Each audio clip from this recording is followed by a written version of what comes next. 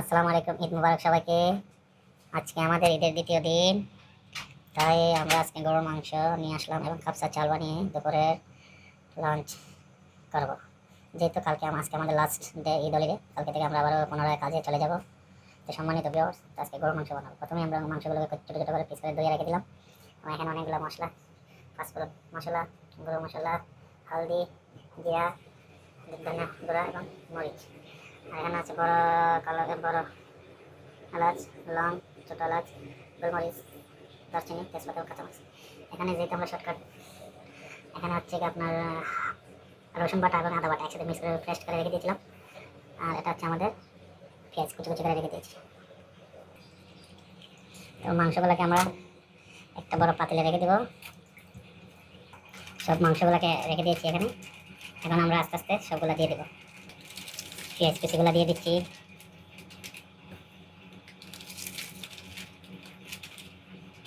আমরা আদা এবং রসুন পেস্ট বাটাটা দিয়ে দিচ্ছি। কয় চামচ দেবো সেলিম ভাই?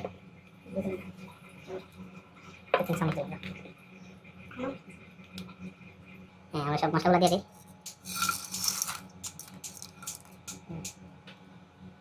আমরা মশলাগুলো দিয়ে দিচ্ছি। হ্যাঁ, দাও তেল দাও।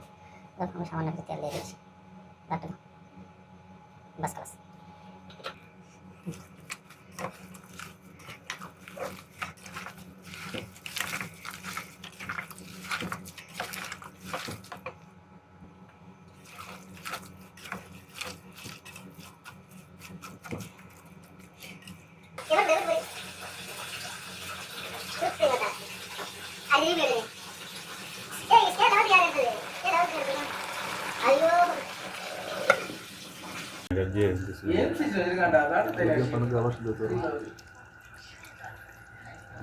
আসতে হাতটা রাখো।